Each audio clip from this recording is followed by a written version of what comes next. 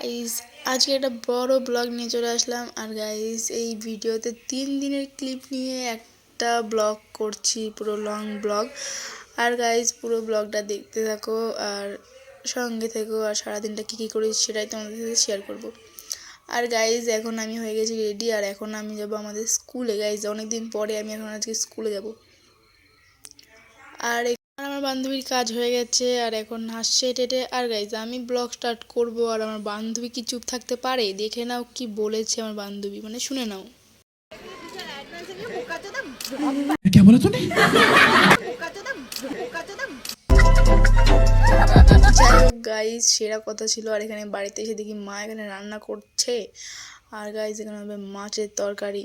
আর এখন আমি যাব স্নান করতে। গাইজ জানি না কেন এভাবে আমি রিয়াকশানটা দিচ্ছি কেন, যাই হোক। আর এখানে আমরা দুপুরের খাওয়া নিয়ে বসে পড়েছি, আর খাওয়া দাওয়া কমপ্লিট করে আমি একটু গেমের দিকে ফোকাস করেছি, কারণ একটু ভিডিও করতে হবে। আর এখানেই তো হচ্ছে ক্যামেরাম্যানের অবস্থা খুবই খারাপ, আর আমি ভাইকে একটু ডিস্টার্ব করছিলাম। আর তারপরের দিনে ক্লিপটা গাইজ, আর এখানে আমি আর ভাই যাচ্ছিলাম একটা নেমন্তন্ন খেতে, মানে পাশেই বাড়ি তো।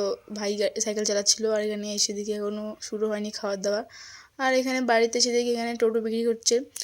গাইজ টোটো বিক্রি করার জন্য আমাদের খাওয়াটাও লেট হয়ে গেছে, আর এখানে আমরা খেতেও বসে পড়েছি খাওয়া দাওয়া কমপ্লিট করে। আর এটা হচ্ছে তারপরের দিনে গাইজ। আর তারপরের দিন আমি আমার বান্ধবী একটু গেছিলাম পারুলিয়াতে কিছু কেনাকাটি, না সরি গাইজ আমার ওষুধ কেনার ছিল তাই। আর এখান থেকে গাইজ আমার ওষুধটা নিয়ে এখন আমি একটু ঠাকুর দেখতে বেরিয়েছিলাম। ঠাকুর দেখতে বলতে রাস্তার পাশেই ঠাকুর ছিল সেটা দেখতে। আর এখান থেকে যাওয়ার পর আমরা মোমো খেয়ে নিলাম গাইজ।